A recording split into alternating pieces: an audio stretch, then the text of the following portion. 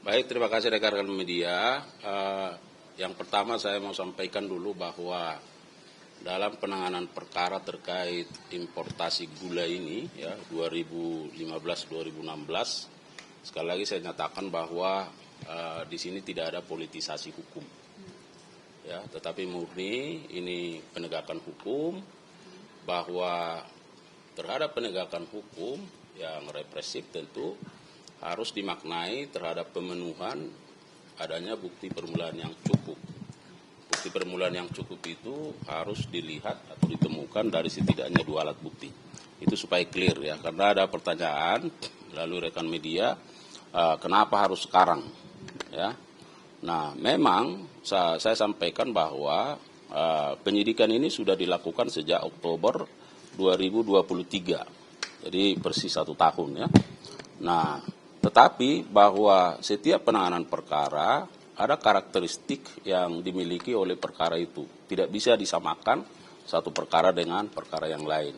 Ada tingkat kesulitannya yang dialami oleh penyidik. Nah, oleh karenanya kemarin saya sampaikan bahwa selama kurun waktu 1 tahun ini bahwa penyidik terus melakukan penggalian, terus melakukan pengkajian, dan terus melakukan pendalaman terhadap bukti-bukti yang diperoleh. Ya, sekecil apapun bukti terkait ini terus dianalisis dan terus disandingkan dan diintegrasikan sehingga dapat disimpulkan bahwa terhadap perkara ini sesungguhnya telah terdapat bukti permulaan yang cukup.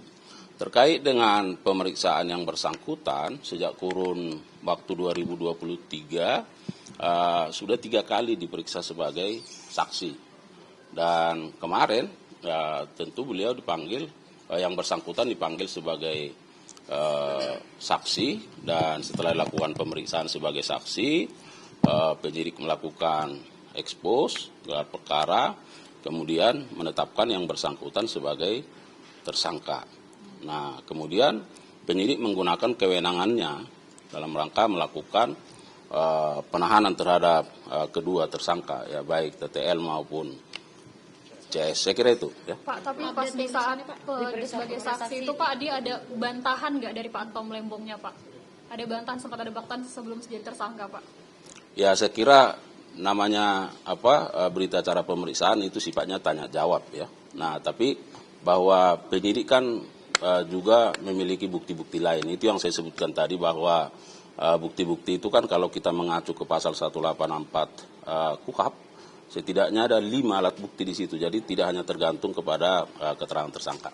Pak, update-nya Pak, bagaimana Pak untuk pemeriksaan saksi? Apakah akan ada penambahan saksi lagi atau akan ada tersangka baru lagi Pak? Nah, terkait dengan pemeriksaan saksi tentu ini menjadi kebutuhan penyidikan, ya.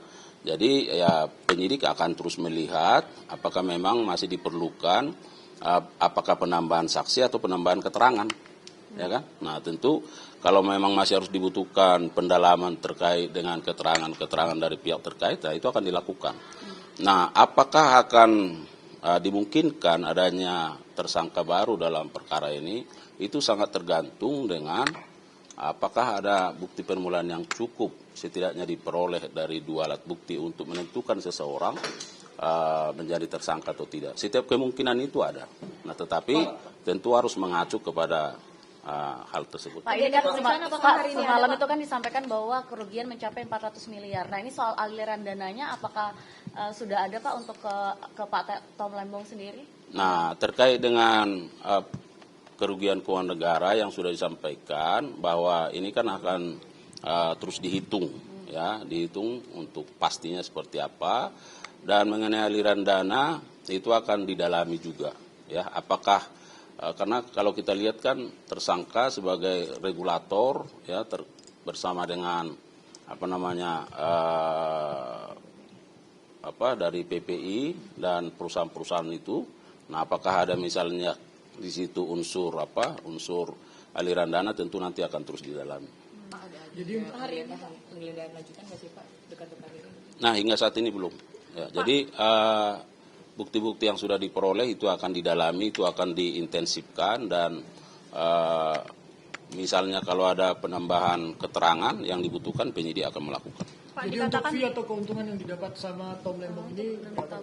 Ya nanti itu sangat tergantung dari keterangan-keterangan ya yang akan dilakukan.